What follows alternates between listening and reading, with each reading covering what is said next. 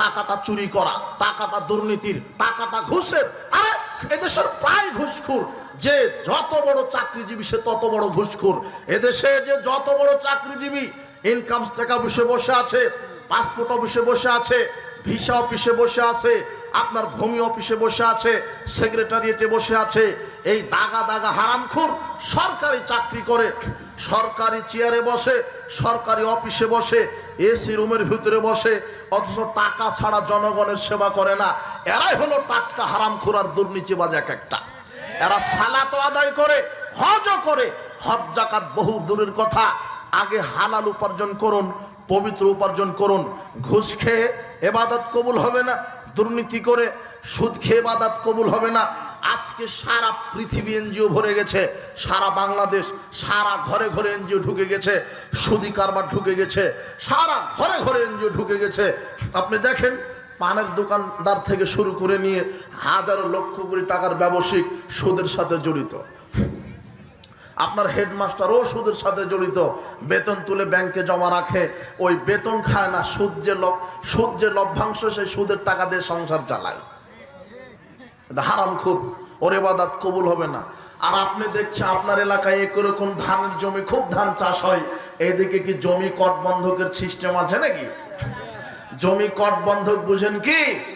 জমি কট বন্ধক মানে আমার বাসা রাজশাহী, ওই এলাকাতে কট বলে। কট মানে আমি আপনার 1 বিঘা জমি নিলাম, 1 বিঘা জমি আমি নিব 2 লক্ষ টাকা দিয়ে, যতদিন আপনি আমাকে টাকা ফেরত না দিবেন ততদিন আমি ধান চাষ, গম চাষ, ভুট্টা চাষ করে খাবো। এটা হলো অরিজিনাল সুদ, অরিজিনাল হারাম। কেন? সে পাপ নিয়ে উপস্থিত হয়েছে। আজকে আপনি সামাজিক পরিস্থিতিটা লক্ষ্য করুন। আজকে মানুষ দিনে পাপ করে, রাতে পাপ করে, গোপনে করে, প্রকাশ্যে করে, একাকী করে, জামাতবদ্ধভাবে করে, নারী পুরুষের সাথে করে, পুরুষ নারীর সাথে করে। মানুষ দিন রাত পাপ করছে, পাপকে পাপ মনে করছে না। মানুষ পাপকে পাপ মনে করে না, মানুষ পাপকে মূল্যায়ন করে না। আল্লাহর নবী আয়েশা রাদিয়াল্লাহু আনহাকে বলছেন, আয়েশা, যে কোনো মূল্যে পাপ থেকে বেঁচে থাকো। মানুষ যদি পাপ করে, ইয়াকা বিল মাসিয়া, তোমরা পাপ করা থেকে বেঁচে থাকো।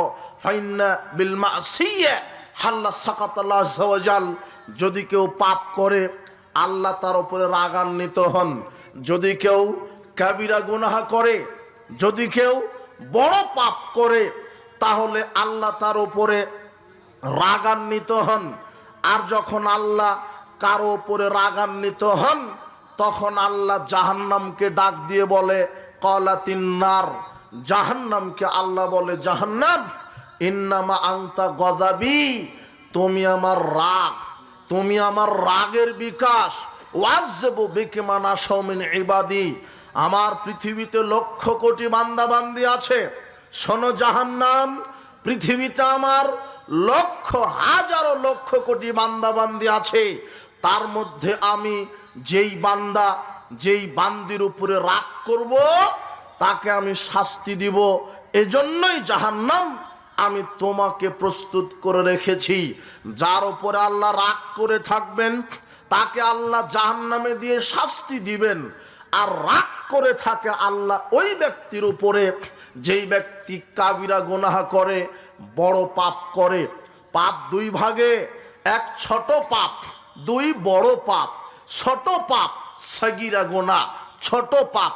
ছোট পাপ বিভিন্ন সৎকর্মের মাধ্যমে ক্ষমা হয়ে যায়। যদি জীবনে ছোট ছোট পাপ ঘটে যায় তাহলে সৎ আমলের মাধ্যমে পাপ ক্ষমা হয়ে যায়। আল্লাহর নবী বলছেন, যে কোনো নারী, যে কোনো পুরুষ অজু করে যখন সালাতে দাঁড়ায় তখন তার জীবনের যত ছোট ছোট পাপ আছে সব পাপ 2 কাঁধে জমা করা হয়। যখনই সেজদায় চলে যায় তার শরীর থেকে, আমলনামা থেকে সব পাপ ঝরে মাটিতে পড়ে যায়। এটা হলো ছোট পাপ। তার মানে কেউ যদি সালাতে দাঁড়িয়ে যখন সেজদায় চলে গেছে, কাঁধ থেকে সব পাপ মাটিতে ঝরে গেছে। যখন অজু করে, আল্লাহর নবী বলছেন, যখন অজু করে দুই হাত ধোয়, দুই হাতের গোনা মাটিতে ঝরে পড়ে যায়। পানির শেষ ফোঁটার সাথে যখন মুখমণ্ডল ধৌত করে, মুখমণ্ডলের পাপ ঝরে পড়ে যায়। মাথা যখন মাসাহ করে তখন মাথার পাপ ঝরে পড়ে যায়। যখন পা ধৌত করে তখন পায়ের পাপ মাটিতে ঝরে পড়ে যায়। এগুলো যে পাপ ঝরে পড়ছে এগুলো হলো ছোট ছোট পাপ। আল্লাহর নবী বলছেন, যে কোনো মানুষ ঈমান নিয়ে নেকির আশায় রমাদানের সিয়াম যদি পালন করে, তার বিগত সব পাপ আল্লাহ ক্ষমা করে দেন, ছোট পাপ। যে ব্যক্তি ঈমান নিয়ে নেকির আশায় তারাবির সালাত আদায় করবে, তার সব পাপ ক্ষমা করে দিবে। এগুলি ছোট ছোট পাপ। কেউ যদি লাইলাতুল কাদর 21, 23, 25, 27, 29 5টা রাত্রি জাগ্রত করে, তাহলে তার বিগত সব সগীরা পাপ ক্ষমা হয়। এইভাবে অনেক আমল আছে যেই আমলে সগীরা গুনাহ ক্ষমা হয়ে যায়, কিন্তু কাবিরা গুনাহ ক্ষমা চাইতে গেলে তওবা দরকার। কাবিরা গুনাহ ক্ষমা নিতে গেলে আল্লাহর নিকটে তওবা দরকার। আর ওই কাবিরা গুনাহ যদি ঘটে যায় আল্লাহ রাগ করেন। আর কারো উপরে যদি আল্লাহ রাগ করেন তাহলে আল্লাহ তার থাকার জায়গা কোথায় নির্ধারণ করেছেন? জাহান্নাম। আল্লাহ বলছেন, জাহান্নাম তুমি আমার রাগের বিকাশ। রাগ, পৃথিবীতে আমার অনেক নারী পুরুষ আছে, যেই নারী অথবা পুরুষের উপরে আমি রাগ করব, তাকে আমি তোমার ভিতরে ঢুকিয়ে তাকে শাস্তি দিব, দিয়ে আমার রাগ মিটিয়ে নিব। আমি যার উপরে রাগান্বিত থাকব তাকে জাহান্নামে ঢুকিয়ে আমি আমার রাগকে মিটিয়ে নিব। আর বান্দার উপরে আল্লাহ রাগ করে তখন যখন বান্দা কাবিরা গুনাহ করে। কাবিরা গুনাহের মধ্যে একটা পাপ, কাবিরা গুনাহের মধ্যে একটা পাপ। মানুষ মুসলমান হওয়ার পরেও জাহান্নামে যাবে অনেক কিছু পাপ করার মাধ্যমে। কাবিরা গুনাহ বড় পাপ। কাবিরা গুনাহ যদি ঘটে যায় আল্লাহ সেই ব্যক্তির উপরে রাগ করেন। তো কাবিরা গুনাহের মধ্যে একটা কাবিরা গুনাহ মদ পান করা। কেউ যদি মদ পান করে আল্লাহ তার উপরে রাগান্বিত হন। আল্লাহ সুবহানাহু ওয়া তাআলা বলছেন, ইয়া আইয়ুহাল্লাযিনা আমানু, হে বিশ্বাসীগণ, ইন্নামাল খামরু, নিশ্চয় আমি মদকে হারাম ঘোষণা করলাম, রিজসুম মিন আমালিশ শাইতান, মদ খাওয়াকে আমি শয়তানের কাজ বলে ঘোষণা দিলাম। যারা মদ খাবে, মদ খাওয়া শয়তানের কাজ। বলেন তো মদ খাওয়া কাদের কাজ? শয়তানের কাজ। আল্লাহ বলছেন আমি মদ হারাম করে দিলাম। কোরআন আর হাদিসে কোথাও নির্ধারিত কোনো মদের নাম নেই, শুধু বলা হয়েছে খমরুন, মদ হারাম করে দিলাম। শুধু বলা হয়েছে খমরুন, মদ হারাম করে দিলাম।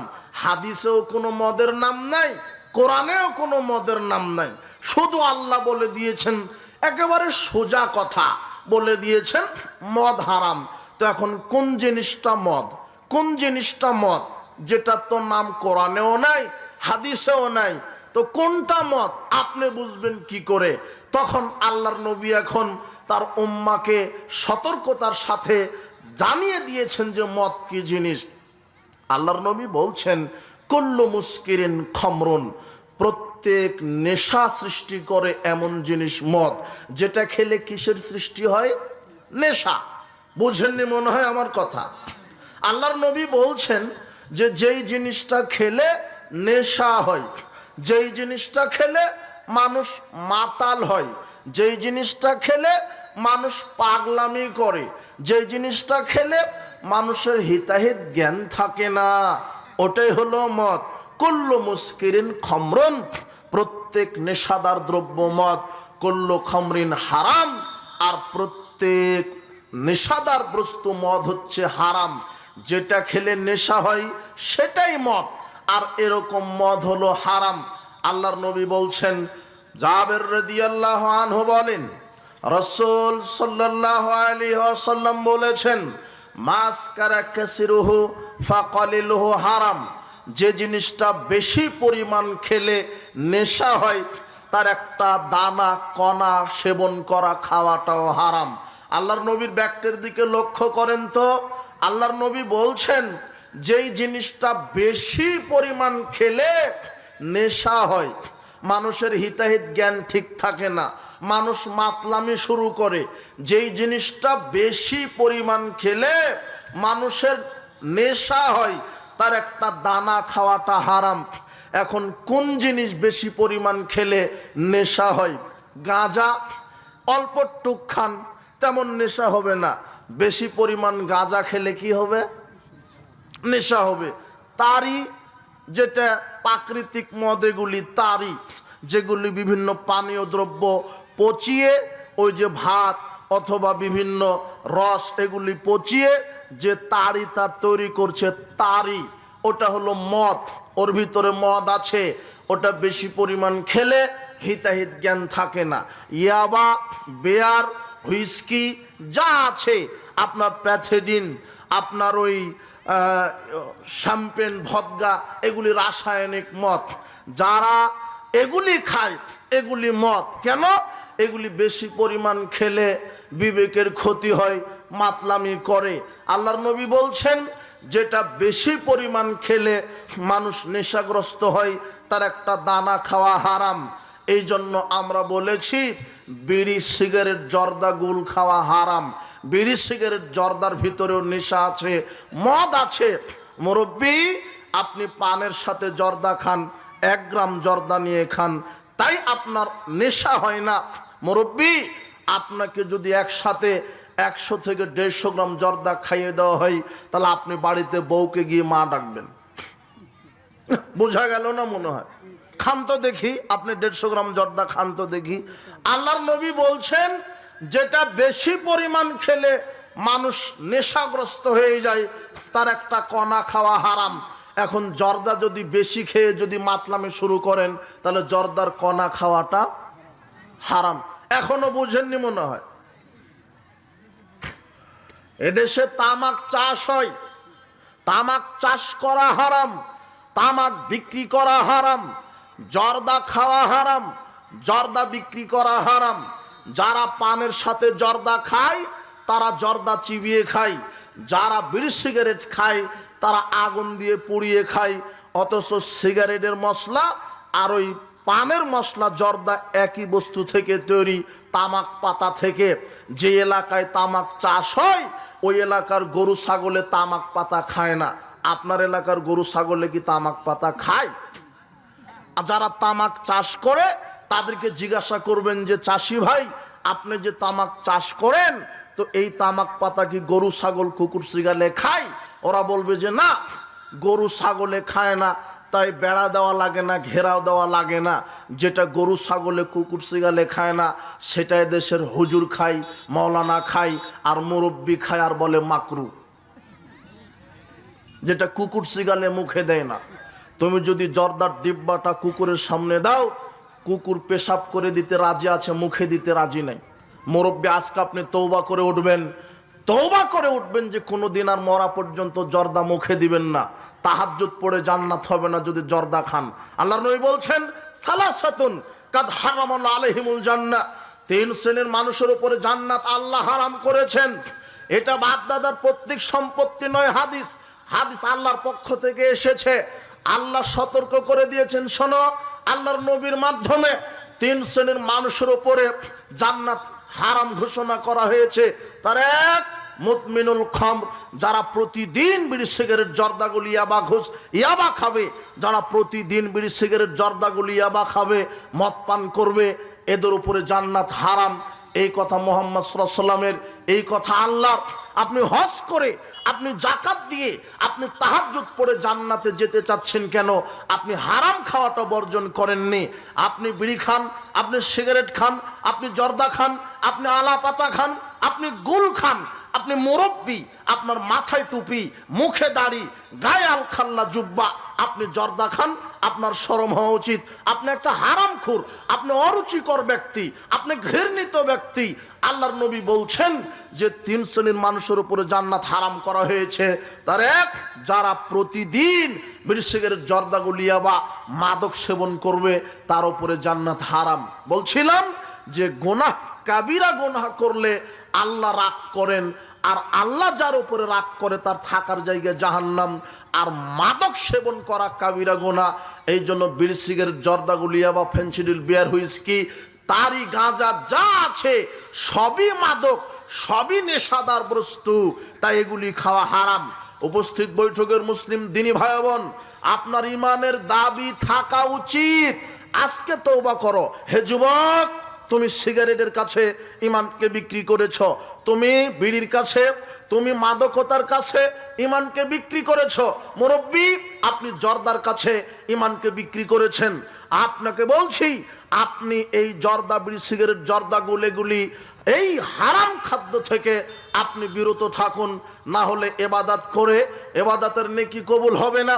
আল্লাহর নবী বলছেন, লা ইয়াদখুলুল জান্নাতা জাসাদুন গুযিয়া বিল হারাম।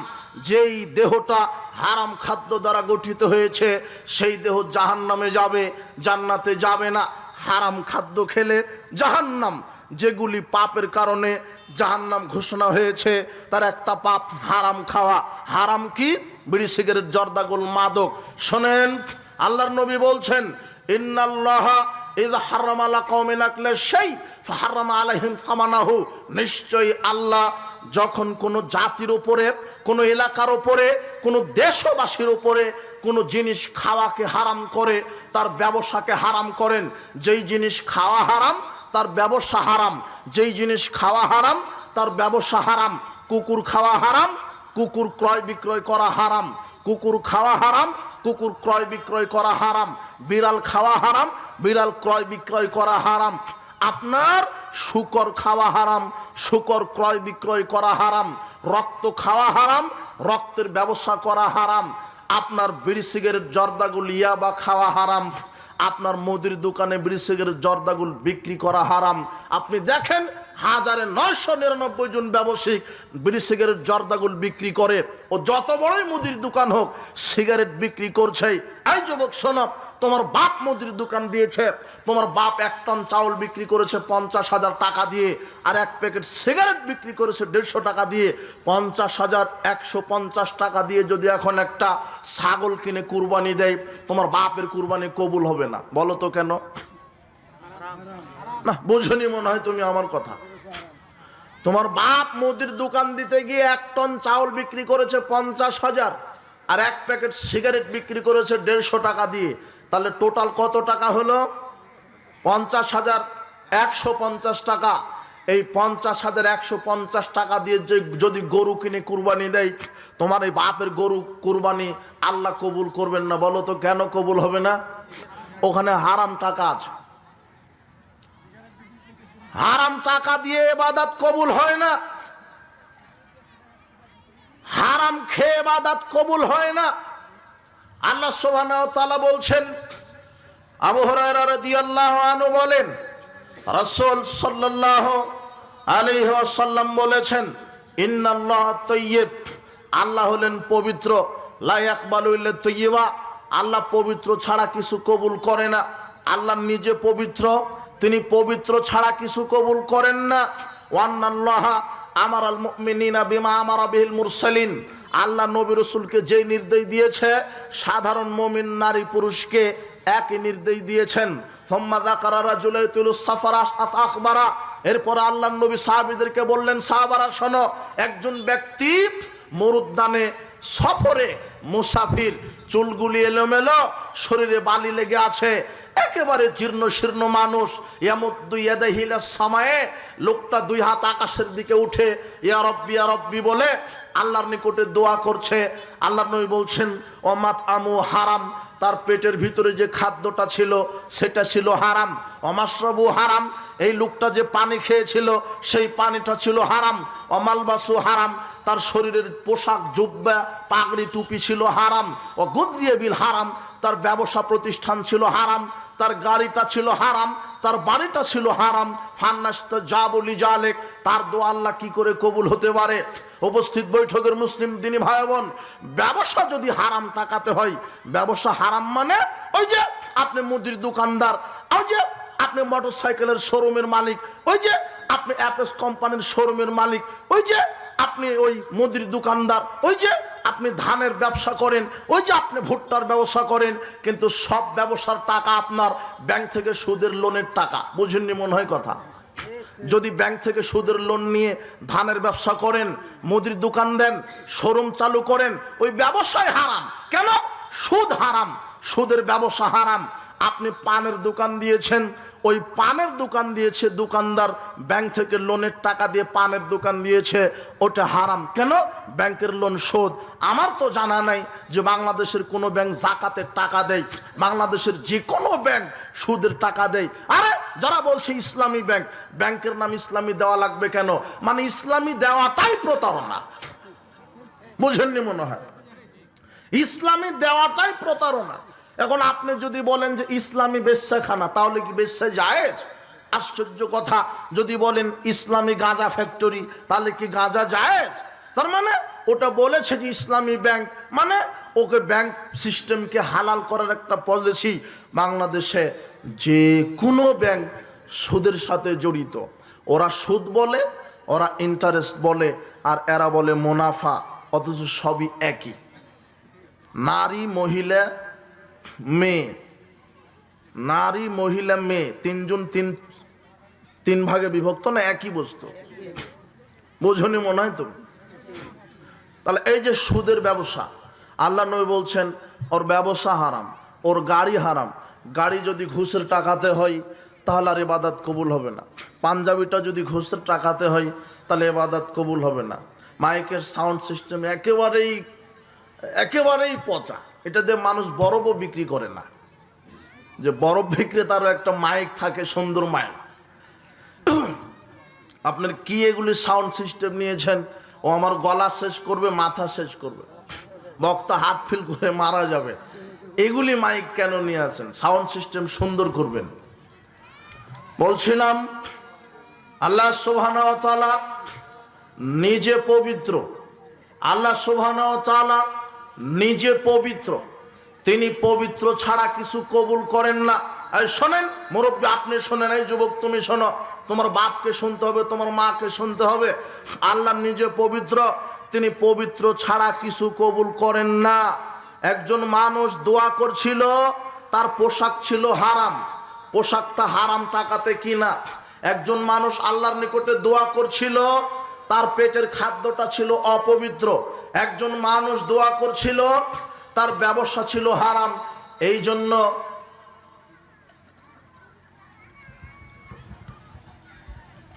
জন্য আল্লাহ তার দোয়া কবুল করেননি। বলো তো আল্লাহ তার দোয়া কেন কবুল করেননি? পোশাকটা কি ছিল? হারাম, পেটের খাদ্য ছিল হারাম, অপবিত্র। আল্লাহ সুবহানাহু ওয়া তাআলা কোরআন মাজিদে বলছেন, ইয়া আইয়ুহার রাসূল কুলু মিনাত তাইয়্যিবাত ওয়া আমালুস সালিহা, সৎকর্ম করার পূর্বে পবিত্র জিনিস খাও। আল্লাহ হালাল খেয়ে ইবাদত করতে বলেননি, আল্লাহ পবিত্র খেয়ে ইবাদত করতে বলেছেন।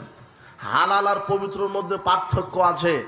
যেটা হালাল, হালাল হলেই পবিত্র হয় না, কিন্তু যেটা পবিত্র সেটাই হালাল।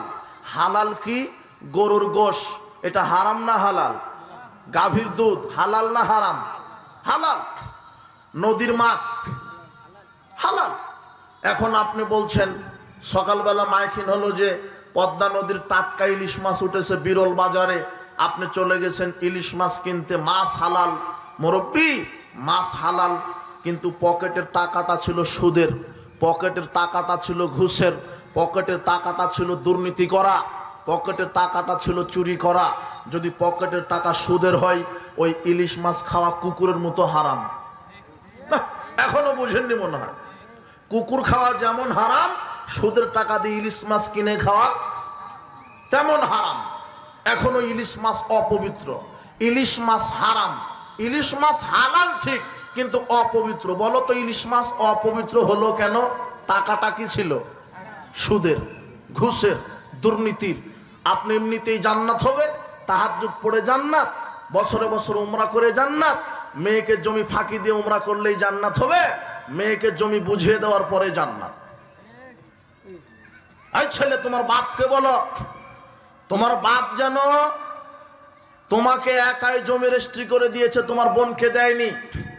এই যুবক শোনো, তোমার বাপ, তোমার দাদা যেদিন মারা গেছে সেই দিনই তোমার বাপ তোমার ফুপুকে ডাকবে, ডেকে বলবে, বোন, এই যে আমার বাপের 3 বিঘা সম্পত্তি, 2 বিঘা আমার, 1 বিঘা তোর, একই দিনে একই সাথে বন্টন হবে। তোমার বাপ 20 বছর পর্যন্ত খাবে, 20 বছর পরে তোমার মনে করেন না যে রেডি আছে। আজকাই মুরব্বী শোনেন, আপনার বোন যদি বেঁচে থাকে, আজকে আপনার বোনকে নিয়ে এসে বাপের জায়গা জমি আজকে ভাগ করতে হবে, না হলে দাড়ি টুপি দিয়ে জান্নাত হবে না। দাড়ি টুপি দিয়ে জান্নাতে যাওয়ার আশা করেন না, হজ দিয়ে জান্নাতে যাওয়ার আশা করেন না। বোনকে ফাঁকি দিয়ে, ছেলেকে ফাঁকি দিয়ে মেয়েকে সব সম্পদ দিয়েছেন, অথবা মেয়েকে ফাঁকি দিয়ে ছেলেকে সব লিখে দিয়ে আপনি তাহাজ্জুদে দাঁড়িয়েছেন। আপনার তাহাজ্জুদের 5 পয়সা দাম নেই, আপনার তাহাজ্জুদের 5 পয়সা দাম নাই। সাবধান, হারাম খেয়ে দুর্নীতি করে মানুষের হক নষ্ট করে জান্নাতে যাওয়ার চেষ্টা করবেন না। আল্লাহ নিজে পবিত্র, তিনি পবিত্র ছাড়া কবুল করেন না। আরে গরুর গোশ কিনলেন আপনি, গোশের কোনো দোষ নেই, গোশ টাটকা হালাল, কিন্তু দোষ হলো আপনার টাকার। কেন? টাকাটা চুরি করা, টাকাটা দুর্নীতির, টাকাটা ঘুষের। আরে এদেশের প্রায় ঘুষখোর, যে যত বড় চাকরিজীবী সে তত বড় ঘুষখোর।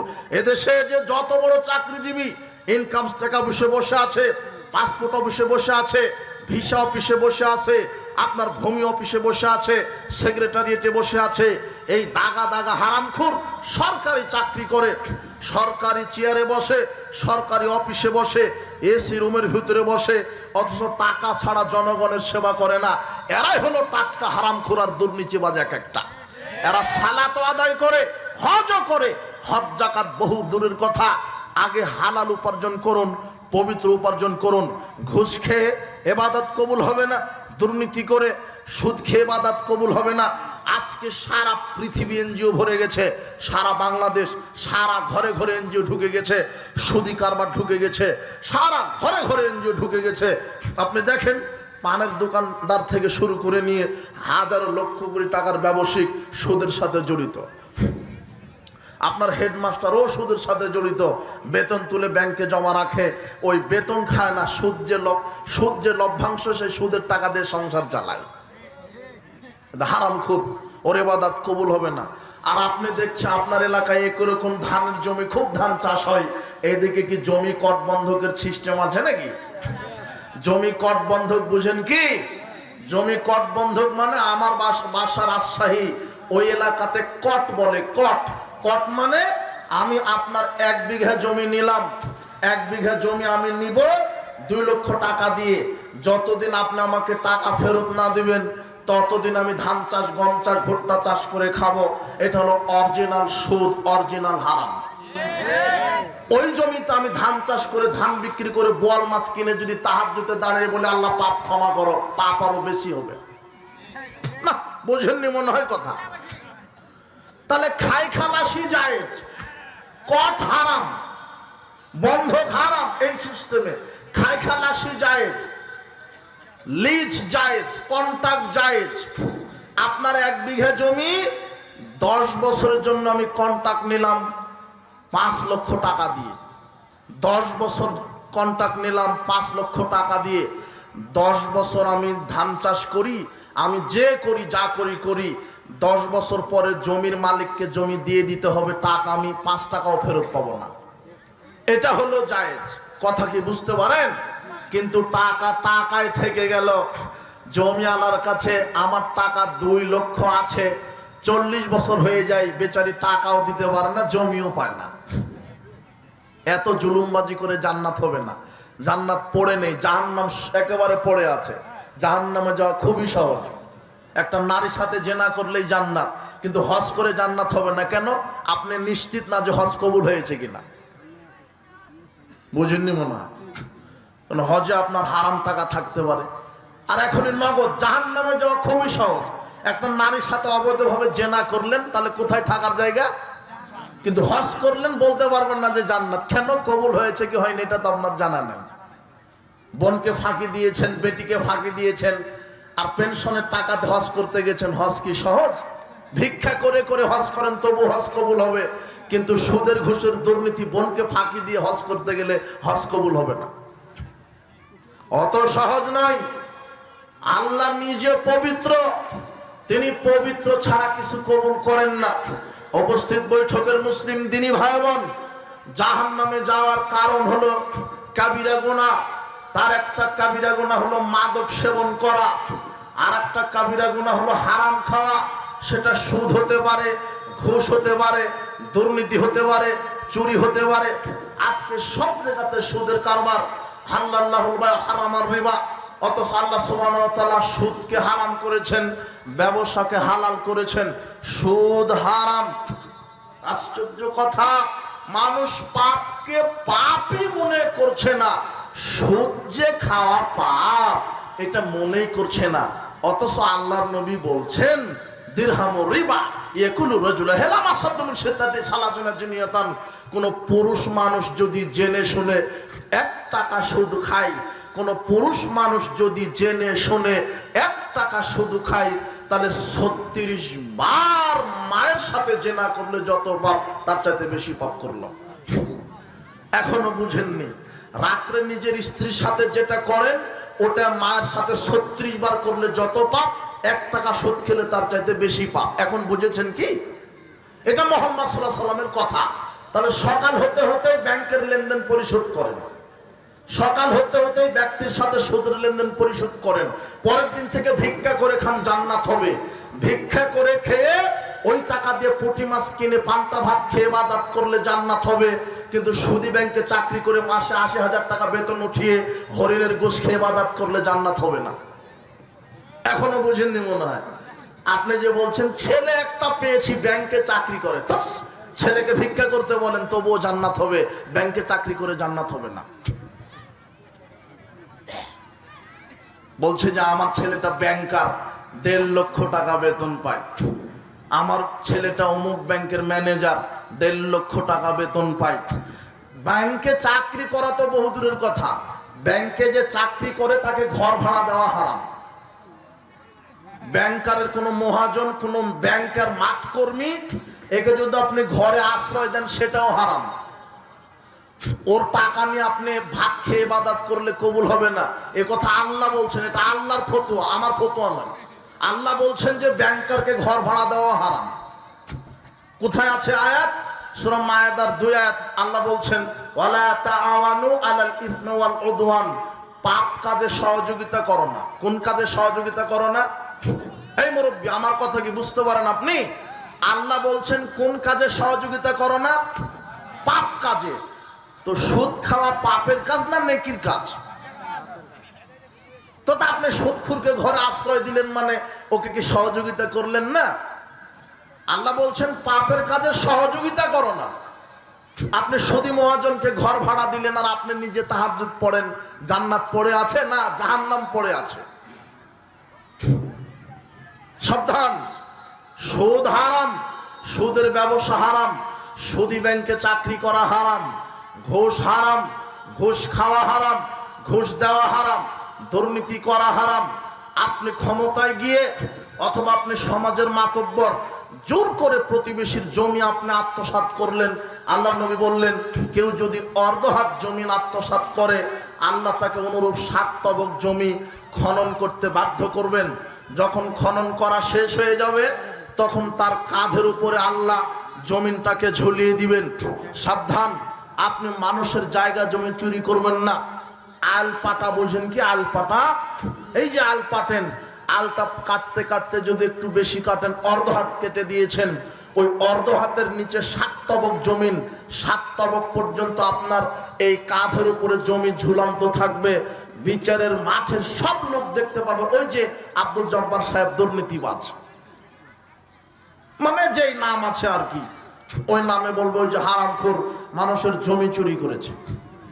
ওই যে বোনকে ফাঁকি দিয়েছে, ওই যে হারামখোর 1 বিঘা জমি কাঁধে আছে। ওই যে মেয়েকে ফাঁকি দিয়েছে হাজী সাহেব, ওই যে 10 বিঘা জমি দেয়নি মেয়েকে, ওই যে হাজী সাহেবের কাঁধে 10 বিঘে জমি, বোনকে ফাঁকি দিবেন, মেয়েকে ফাঁকি দিয়ে জান্নাত হবে না, ওয়ারিসকে বঞ্চিত করে জান্নাত হবে না, হারাম খেয়ে দুর্নীতি করে জান্নাত হবে না, বিড়ি সিগারেট জর্দাগুল মাদক খাবিস অপবিত্র খাদ্য অখাদ্য কুখাদ্য খেয়ে ইবাদত কবুল হবে না। পরিস্থিতি খুব জটিল ও কঠিন। আপনি হালাল খান, আপনি পবিত্র খান, আপনি আল্লাহর বিধানকে মেনে চলেন। উপস্থিত বৈঠকের মুসলিম দিনী ভাই বোন, জাহান্নামে যাওয়ার কারণ মাদক সেবন করলে জাহান্নাম হয়, হারাম খেলে জাহান্নাম হয়, আর এগুলি কাবিরা গুনাহ। কেউ যদি কাবিরা গুনাহ করে আল্লাহ তার উপরে রাগ করে থাকেন, আর যার উপরে রাগ করেন তার শাস্তি দেওয়ার জায়গা আল্লাহ কি তৈরি করে রেখেছেন? জাহান্নাম। তাহলে কাবিরা গুনাহ থেকে বিরত থাকেন। এরপরে জাহান্নামে যাওয়ার আরেকটি কারণ পিতামাতার সাথে নাফরমানি করা, পিতামাতাকে কষ্ট দেওয়া কাবিরা গুনাহ।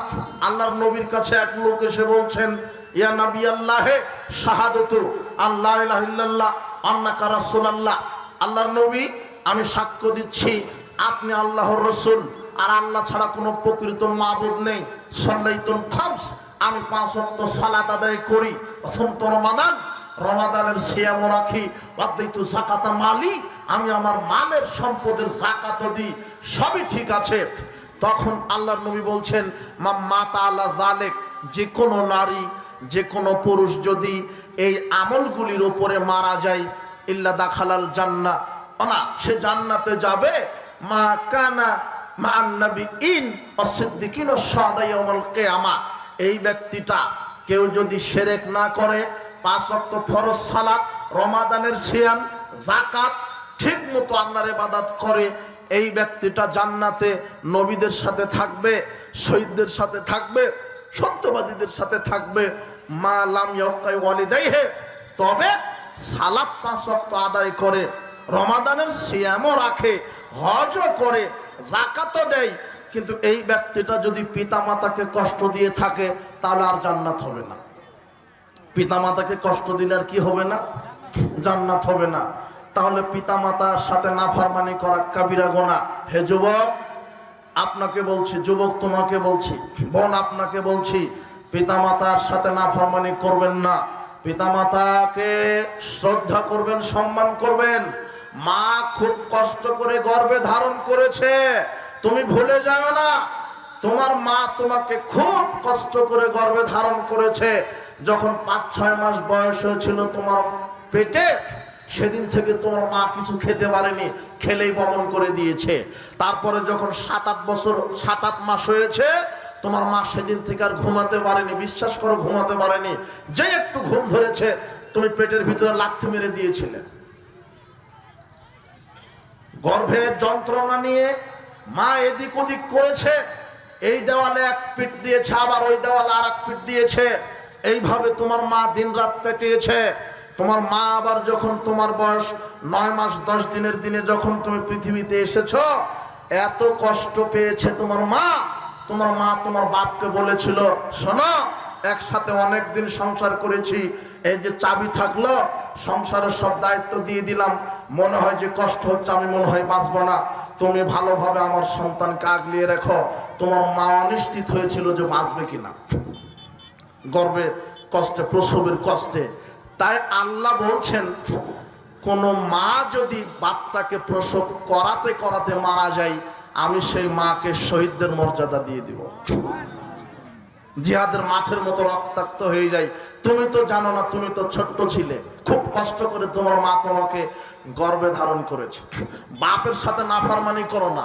তোমার বাপ বিরল বাজারে একটা ডিম খেতে চেয়েছিল, ডিম খাবে নিয়ত করেছে, পরে চিন্তা করলো, না, ডিম, একটা ডিমের দাম 20 টাকা, অথচ 20 টাকা দিয়ে আমার ছেলের একটা খাতা হবে, যে খাতাতে লিখবে আমার ছেলেটা। বিশ্বাস করো, তোমার পড়াশোনার দিকে লক্ষ্য করে তোমার বাপ আর ডিমটা খায়নি। বুঝনি মনে হয় তুমি। তোমার বাপ একটা ডিম খেতে চেয়েছিল, অনেকেই খাচ্ছে, নিয়ত করেছে যে ডিমটা খাবে, কিন্তু বলছে যে না, 20 টাকা চলে যাবে, আমার ছেলের একটা পায়ের মোজা হবে। এটা হলো তোমার বাপ। তোমার বাপ ভ্যান চালাতো, নিয়ত করেছে যে আজকে শরীরটা খারাপ, মাগরিবের আজানের সাথে সাথে ভ্যান চালানো বন্ধ করে দিব। তো ভ্যান চালানো বন্ধ করেছে, একটা ভাড়া এসেছে, বলছে যে বিরল থেকে দিনাজপুর যাবে। তখন তোমার বাপ বলছে যে না, 100টা টাকা পাবো, ছেলের পরীক্ষার ফি হবে। মাগরিবের পরেও শীতকে উপেক্ষা করে ভাড়া নিয়ে গেছে, না খেয়ে থেকেছে, তোমার দিকে দেখেছে। তোমার বাপ যদি চাকরিও করে তাহলে তোমার মুখে হাসি ফোটানোর জন্য 8 ঘন্টা ডিউটি ও আরো 6 ঘন্টা অবাধ ডিউটি করেছে, শুধু তোমার মুখে হাসি ফোটাবে বলে। এটা হলো তোমার বাপ। এই বাপকে ভুলে যাও না, এই বাপের সম্মান করো, বাপের মুখের উপরে তর্ক কথা বলো না। সুন্দরী বউ পেয়ে বউয়ের কথা মতো পিতা মাতাকে কষ্ট দিবা না। আল্লাহ এবং তার নবীর পরে সবচেয়ে বড় পীর হলো পৃথিবীতে একজন সন্তানের কাছে তার পিতামাতা। তো পীরের দরগায় গেলে কেন? সারা পৃথিবীর সব ওলি আউলিয়া গাউস কুতুব মাওলানা পীর সবাই একত্রিত হয়ে যদি তোমার জন্য দোয়া করে, সেই দোয়া কবুল হবে কি হবে না গ্যারান্টি নেই। আর পিতামাতা যদি তোমার জন্য দোয়া করে, সেই দোয়া 100% কবুলের গ্যারান্টি আছে। এই পিতামাতার সাথে নাফরমানি করবে না। কেন পীরের দরগাতে আগরবাতি মোমবাতি গিলা, তুমি একটা কম্বল মায়ের শরীরে জড়ায় দাও, মা যদি তৃপ্তির হাসি দেয়, তোমার জন্য জান্নাত ওয়াজিব হয়ে যাবে। তুমি মায়ের খেদমত করো।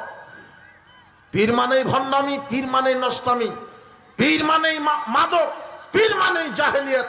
বাংলাদেশে যত দেওয়ানবাগি আকর্ষি চরমনা চরচিনা আছে, সব এক একটা জাহেলিয়াত। এর সাথে আপোষ হবে না, শিরক বেদাতের সাথে আপোষ হবে না, কবর খানকা মাজারের সাথে আপোষ হবে না। কবর পূজা শিরক, মাজার পূজা শিরক, মূর্তি পূজা শিরক, পীর পূজা শিরক, খানকা পূজা শিরক, গলায় হাতে কোমরে তাবিজ ঝুলানো শিরক। আল্লাহ নবী বলছেন মানা আল্লাহ তামিমা ফাকাদ আশরাকা, যে ব্যক্তি তাবিজ ঝুলালো সে শিরক করলো, তার জান্নাত হবে না। এই যুবক তুমি দেখো তো, বুঝো তো, এই হাদিসটা বুঝো তো। আল্লাহ নবীর কাছে 10 জন লোক আসলেন ইসলাম কবুল করবে বলে। কয়জন লোক? 10 জনের মধ্যে বায়াতিস সাতানাম সাকা 9 দিন 9 জনকে ইসলাম কবুল করিয়ে দিলেন, আর একজনকে ইসলাম কবুল করালেন না। একজনকে ইসলাম কবুল করালেন না। সাহাবীগণ বলছেন ইয়া রাসূলুল্লাহ বায়াতাতিস সাতানা তারাকতা হাদা, আপনি 9 জনকে ইসলাম কবুল করালেন, আর একজনের কি অপরাধ? আল্লাহর নবী বলছেন ইন্না আলাইহি তামিমা, এই লোকটার শরীরে তাবিজ আছে, তাই আমি তাকে ইসলাম কবুল করালাম না। লোকটা শোনার সাথে সাথে ইন্নাহু ইয়াদখুলু ইয়াদাহু ফাকাতাহা, লোকটা শরীরের ভিতরে হাত ঢুকে দিয়ে তাবিজটা ছিঁড়ে ফেলে দিলেন। ফাবায়াহু, এরপর আল্লাহর নবী তাকে ইসলাম কবুল করিয়ে দিলেন। এরপর আল্লাহ নবী বলছেন যে তাবিজ ঝুলালো সে শিরক করলো। শরীরে তাবিজ থাকা অবস্থাতে সে মুসলমানই হতে পারে না। বুঝো ভালো করে তুমি, শরীরে তাবিজ আছে তাই কালেমা পড়ে মুসলমানই হওয়ার সুযোগ নেই তার। কেন মুসলমান হওয়ার সুযোগ নাই? কি আছে শরীরে? তাবিজ। তাবিজ থাকা অবস্থায় মুসলমানই হতে পারে না। আর সে জায়গাতে বাংলাদেশের হুজুর ইমামতি করে, তাবিজও বিক্রি করে। দেখো তোমার বোনের কোমরে তাবিজ আছে, তোমার মায়ের হাতে বালা পড়ে আছে, অষ্টাধাতের আংটি পড়ে আছে, তামার বালা পড়ে আছে, তাবিজ ঝুলে আছে, আজকে খুলে ফেলতে হবে। তাবিজ থাকা অবস্থায় মারা গেলে জান্নাত হবে না, খোলার সাথে সাথে মারা গেলে জান্নাত হবে ইনশাআল্লাহ। তাবিজ ঝুলানোর শিরক, কবর পূজা শিরক, খানকা পূজা শিরক, মাজার পূজা শিরক। সারা বাংলাদেশ আপনি তদন্ত করেন, প্রায় মসজিদগুলিতে কবর কেন্দ্রিক মসজিদ করা আছে। এদের আকীদা যে মসজিদে সেজদা করবে আর কবরে পীর সাহেব শুয়ে আছে, পীরের উসিলাই দোয়া করবে। জি না, পীরের উসিলাই নয়, সর্বশ্রেষ্ঠ মহামানব যার নাম মুহাম্মদ সাল্লাল্লাহু আলাইহি ওয়াসাল্লাম, এখন মুহাম্মদ সাল্লাল্লাহু আলাইহি ওয়াসাল্লামের উসিলাতে দোয়া করা শিরক হবে। কোনো উসিলা নয়, মরা মানুষের উসিলাতে দোয়া করা শিরক। আপনি যদি মক্কাতে হজ করে মদিনায় গিয়ে ওই মুহাম্মদ সাল্লাল্লাহু আলাইহি ওয়াসাল্লাম কবরে গিয়ে বলেন ইয়া রাসূলুল্লাহ আপনি আমাকে সুপারিশ করে জান্নাতে দিয়েন, আপনি আমাকে বরকত দেন, আপনি আমার পাপ ক্ষমা করেন, তাহলে আপনি মুশরিক। মুহাম্মদ সাল্লাল্লাহু আলাইহি ওয়াসাল্লামের ক্ষমতা নাই মানুষের পাপ ক্ষমা করে। কার ক্ষমতা? মুহাম্মদ সাল্লাল্লাহু আলাইহি ওয়াসাল্লামের ক্ষমতা নাই কাউকে সুপারিশ করে জান্নাত দেওয়ার।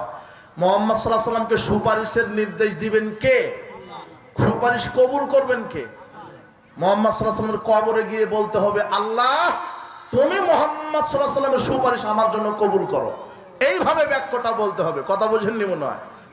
সরাসরি বলা যাবে না মুহাম্মদ সাল্লাল্লাহু আলাইহি ওয়াসাল্লাম আপনি আমার জন্য সুপারিশ করেন, এই কথা বলা যাবে না।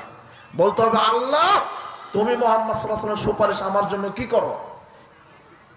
কবুল করো।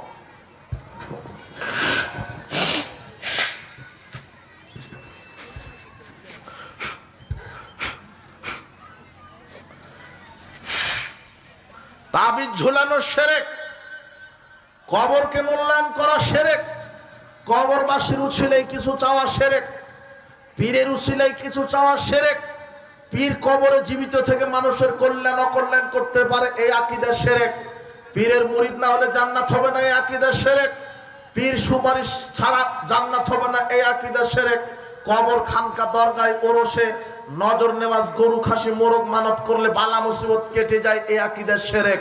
বালা মুসিবত দিতে পারে কে? উদ্ধার করতে পারে কে? আল্লাহ। আজকে মানুষের এই আকীদা, আর এই জন্য কবর ঢুকিয়ে দেওয়া হয়েছে মসজিদের জায়গাতে, কবর ঢুকিয়ে দেওয়া হচ্ছে ঈদের মাঠে। শোনেন, ঈদের মাঠে যদি কবর থাকে ঈদগাহের মাঠে, সেই ঈদের মাঠে সালাত আদায় করলে সালাত হবে না।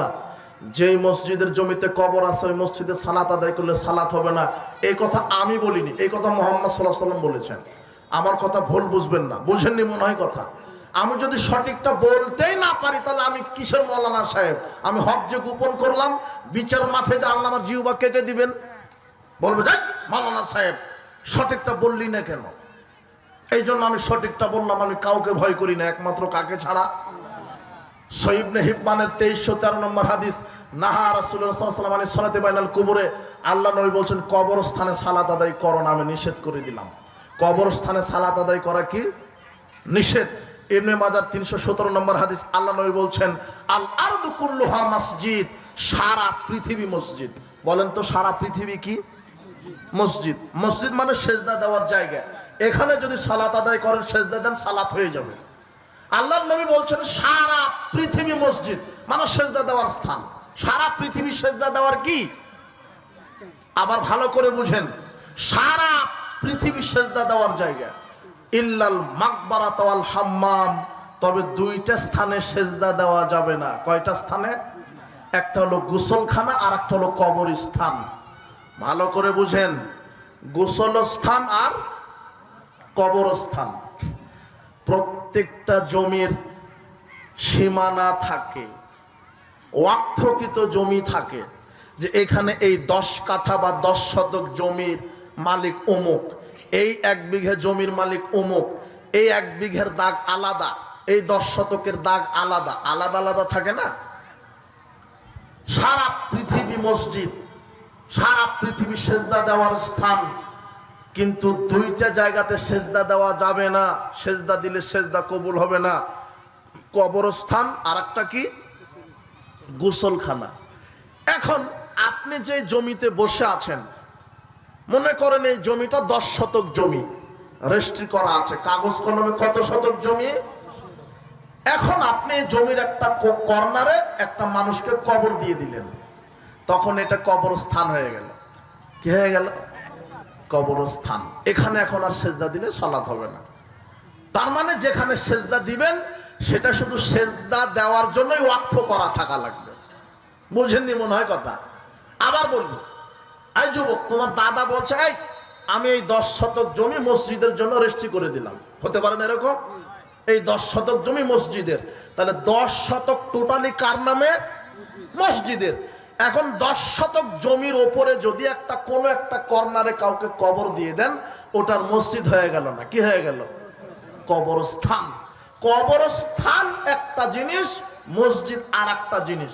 কবরস্থানের জন্য আলাদা ওয়াকফকৃত জমি থাকতে হবে। এই জন্য এলাকাবাসী সবাই একসাথে বসে ক্রয় করবেন অথবা ঘোষণা দিবেন যে না, আমাদের ওই 5 বিঘা জমিটা বাউন্ডারি, চতুর্দিকে বাউন্ডারি দিয়ে 5 বিঘা জমি রেজিস্ট্রি করে নেবেন কবরস্থানের নামে। কথা বুঝেননি মনে হয়? বুঝেছেন কি আমার কথা? এই 5 বিঘা জমি আমার এই গ্রামের নাম কি? জলখিরি। এই জলখিরি গ্রামের কবরস্থান এই 5 বিঘা। এই বলে 5 বিঘা জমি চতুর্দিকে ঘেরাও দিয়ে ওই 5 বিঘা জমি রেজিস্ট্রি হবে কার নামে? কবরস্থান। ওয়াকফ করা থাকবে কিসের নামে? কবরস্থান।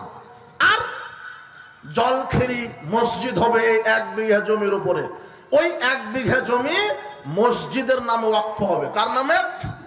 ওই 1 বিঘা টোটালি মসজিদ, ওই 1 বিঘা জমির যে কোনো সাইডে, যে কোনো কর্নারে আপনি আপনি ওই প্রাচীর দেন, ওয়াল দেন, আর যেই দেন, যদি মসজিদের ওয়াকফকৃত জমির উপরে কবর থাকে, ওই মসজিদে সালাত আদায় করলে সালাত হবে না। এখনো বুঝেননি মনে হয়? খুবই সহজ। এখন আপনি বলছেন তাহলে আমার মসজিদে যে কবর আছে, আমার ঈদগার মাঠে যে কবর আছে, এখন উপায় কি? তাহলে উপায় হলো কবরগুলিকে খনন করে হাড় হাড়ে আর এক জায়গাতে পুঁতে রাখতে হবে। যে মসজিদের জমিতে কবর আছে ওই কবর খনন করে কবর স্থানান্তর করা যায়। জাবের রাদিয়াল্লাহু আনহু বলছেন, আমি আমার বাপের কবর আমার বাপের মৃত্যুর 6 মাস পরে আর এক জায়গাতে স্থানান্তর করেছি। কেন?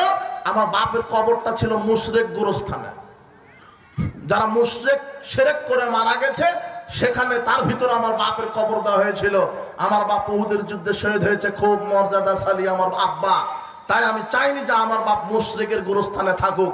6 মাস পর আমি স্থানান্তর করে কবর ভালো জায়গাতে দিয়েছি। তার মানে কবর স্থানান্তর করা যায়।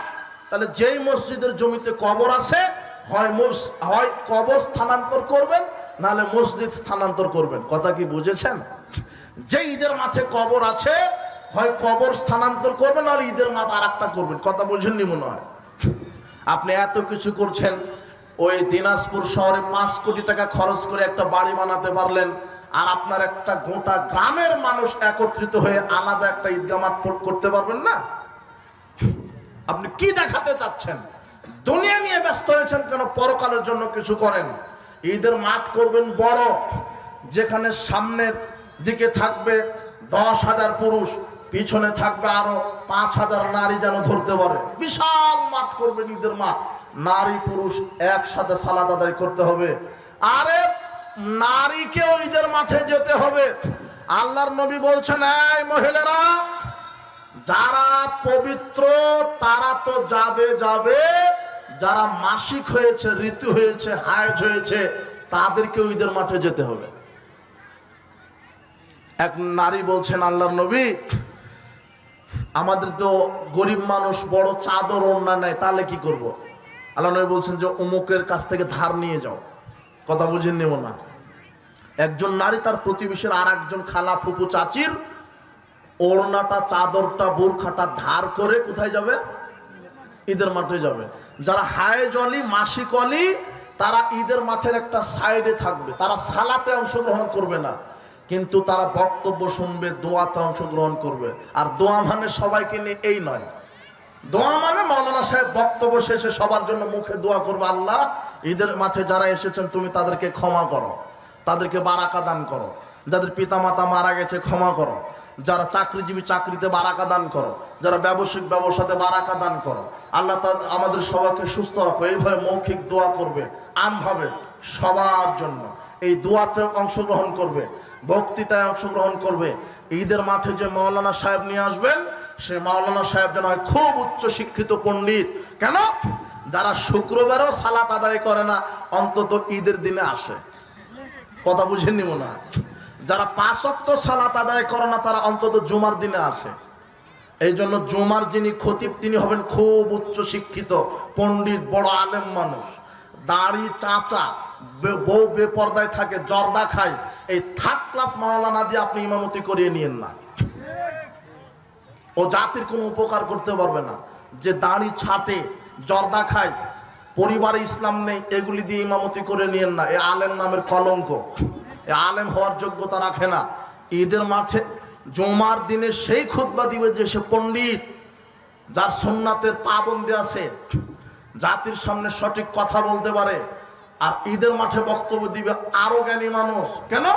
ঈদের মাঠে যারা জুমাও পড়েন অন্তত তারাও আসে, তারা যেন বক্তব্য শুনে হেদায়েত পেয়ে তাহাজ্জুদ পড়া শুরু করে দেয়। কথা বুঝেননি মনে হয়? এরকম আলেম লাগবে, এরকম দলিল ভিত্তিক। এমনিতে কিচ্ছা কাহিনী বলা যাবে না।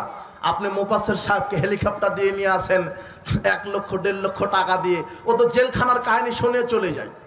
ও তো জাতিকে অজু শিখিয়ে দিতে পারেনি এখনো। তোমার মুফাসসির জাতিকে এখনো অজু সালাদটাই শিখিয়ে দিতে পারেনি। ওই মুফাসসির দিয়ে তুমি কি করবা? তুমি লিপস্টিকে এই 3rd ক্লাসে এই লেডিস মৌলবীকে কেন নিয়ে আসো? আশ্চর্য কথা। এদেরকে নিয়ে এসে কেন তুমি এই মঞ্চ কাঁপাচ্ছ? ও কি দিতে পারে? মৌলানা সাহেব বলছে, যুবক, যেই নারীর হাত ধরেছো তাকে আর ছাড়বা না। যুবকদেরকে যৌন সুরসুরি দিয়ে বক্তৃতা দিয়ে চলে গেল। সাবধান, আমি আপনাকে সাবধান করে দিলাম, যে আলেমকে দাওয়াত দিবেন তাকে দেখবেন যে তার আকীদা মানাস ঠিক আছে কিনা। কোনো বেদাতে আলেমকে আনতে হবে না। যতই কঠিন জটিল পরিস্থিতি হোক, কোরআন এবং সহিহ সুন্নাহ মানতে গেলে যদি হিজরত করা লাগে হিজরত করবেন, তবু শিরক বেদাতের সাথে আপোষ করবেন না। কথা কি মনে থাকবে? এই দুনিয়া চিরস্থায়ী নয়, চিরস্থায়ী জান্নাত ইনশাআল্লাহ। জান্নাত হবে ইনশাআল্লাহ। এই বাতিলের সাথে আপোষ করে জান্নাত হবে না, লৌকিকতা দেখিয়ে জান্নাত হবে না। হক কথা বলতে হবে, আজ হোক বুঝবে ইনশাআল্লাহ, বুঝবেই। বলছিলাম উপস্থিত বৈঠকের মুসলিম দিনী ভাই বোন, আর একটা কাবিরা গুনাহ আছে, আত্মীয়তার সাথে সম্পর্ক ছিন্ন করা। পৃথিবীতে সবচেয়ে বড় আত্মীয় হলো ভাইয়ের কাছে ভাই। বলো তো কে? ভাইয়ের কাছে ভাই। ভাইয়ের মতো আত্মীয় পৃথিবীতে কেউ নাই। পিতামাতা তো ওটা পিতামাতা, ওটা ওর মর্যাদাই ভিন্ন, কিন্তু আত্মীয় হিসেবে প্রধান আত্মীয় ভাইয়ের সাথে, ভাইয়ের কাছে ভাই। কিন্তু আজকে ভাই ভাই মিল নাই। 1 শতক জমি নিয়ে দ্বন্দ্ব, 20 বছর ধরে কথা বলে না ভাইয়ের সাথে, তাহলে জান্নাত হবে না। ভাইয়ের সাথে আপোষ করবেন না। ভাইয়ের সাথে আপোষ মীমাংসা করেন, ভাইকে কাছে টেনে নেন। আত্মীয়তার সাথে সম্পর্ক ছিন্ন করলে জান্নাত হবে না। রক্তের আত্মীয়তার সাথে সম্পর্ক ছিন্ন করলে জান্নাত হবে না। আর কাবিরা গুনাহ কি? প্রতিবেশীকে কষ্ট দেওয়া। বলেন তো কি? প্রতিবেশীকে কষ্ট দেওয়া বুঝেন? মুখের দ্বারা গালি দিলেন, হয়তোবা আপনার উঠানে একটা বেগুন গাছ লাগিয়েছিলেন, তো প্রতিবেশীর একটা ছাগল এসে বেগুন গাছ খেয়ে নিয়েছে। এখন আপনি গালি দেওয়া শুরু করলেন, হ্যাঁ, ওর ছাগলের মরণ হয় না কেন, ছেলের চোখ কানা হয় না কেন, এই সেই। খেয়েছে 5 টাকা দামের বেগুন গাছ, আর ছাগল মরার যে অভিশাপ দিলেন, ছাগলের দাম তো 20,000 টাকা। কথা বুঝেননি বলা? কোনোদিন প্রতিবেশীকে আঘাত দিয়ে কথা বলবেন না। বলবেন যে, চাচি, আপনার ছাগল যেন আর না আসে, যে দেখেন তো আমার বেগুন গাছটা খেয়ে নিয়েছে, আর যেন না আসে। কি এভাবে বলা যায় না? প্রতিবেশীকে কষ্ট দিবেন না।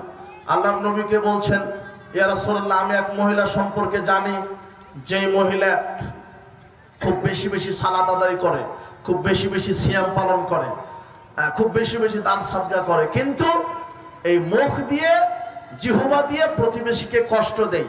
আল্লাহর নবী বলছেন, ওই মহিলা জাহান্নামে যাবে। একটু চাদর নিয়ে যাবে, আপনারা উঠে চলে যাচ্ছেন, মনে হয় খুবই ব্যস্ত। আমি তো আপনার চাইতে অনেক ব্যস্ত। আপনি উঠেন না, বাচ্চারা, এই যে যুবকেরা চাদর নিয়ে যাবে, এই অনুষ্ঠান করতে এদের অনেক ব্যয় হয়েছে, খরচ হয়েছে। কৃপণতা করবেন না। আমি আজকে দোয়া করব, যে যত টাকা দিবে, 1 টাকা সমান যেন আল্লাহ তাকে 10 কোটি পরিমাণ বরকত দান করুন। 10 টাকা দিলে 100 কোটি টাকা দিয়ে আল্লাহ বরকত দান করুন। যে যত টাকা দিবে 10 গুণ আল্লাহ তুমি তাকে বারাকা দান করো।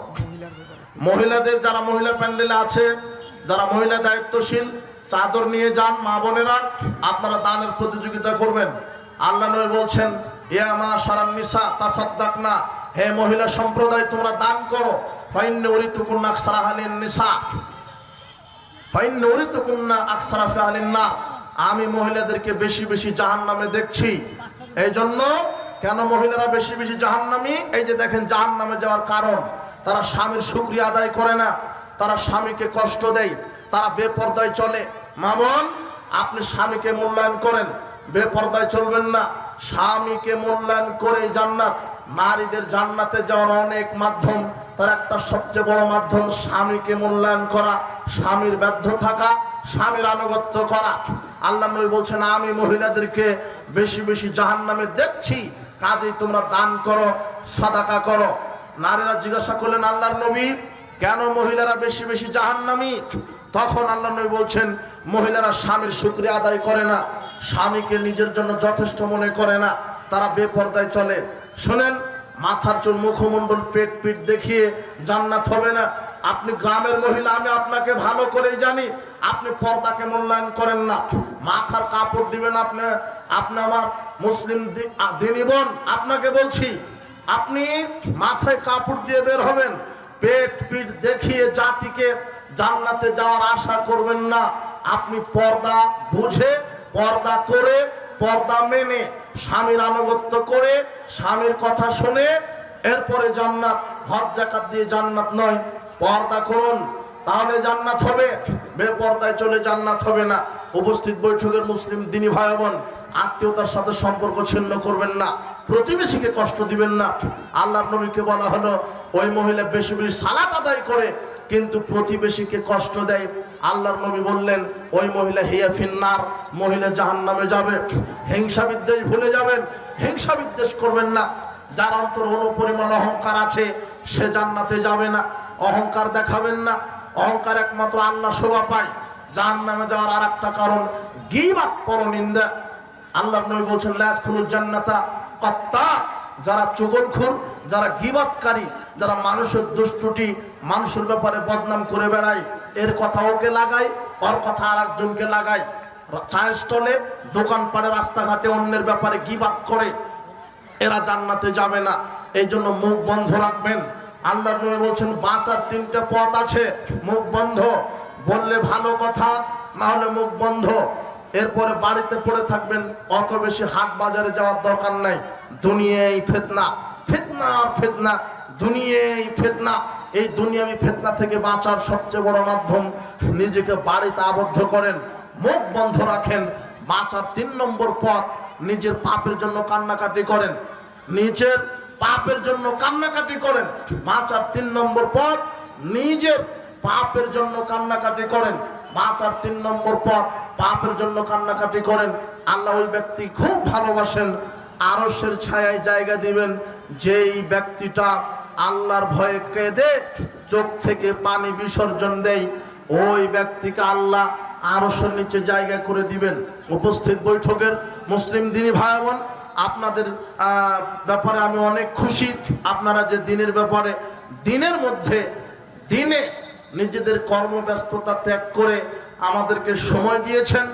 আপনাদের জন্য আমি আল্লাহর নিকটে দোয়া করি, আল্লাহ আজকে ইসলামী সম্মেলনে যত নারী পুরুষ এসেছে, তুমি তাদেরকে সঠিক কোরআন সুন্নাহ মানার তৌফিক দান করো এবং তুমি তাদের পাপগুলিকে ক্ষমা করো, তাদেরকে তুমি পূর্ণ যাজায় খায়ের দান করো, তুমি তাদের হেদায়েত দান করো।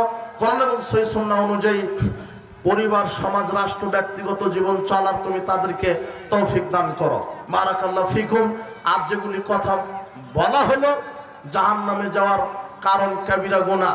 মদ পান করবেন না, হারাম খাবেন না, পিতামাতাকে কষ্ট দিবেন না, প্রতিবেশীকে কষ্ট দিবেন না, আত্মীয়তার সাথে সম্পর্ক ছিন্ন করবেন না, আপনি বেপরদায় চলবেন না, আপনি জেনায় লিপ্ত হবেন না, আপনি জুয়া খেলবেন না, আপনি হারাম খাবেন না। এগুলি জাহান্নামে যাওয়ার কারণ।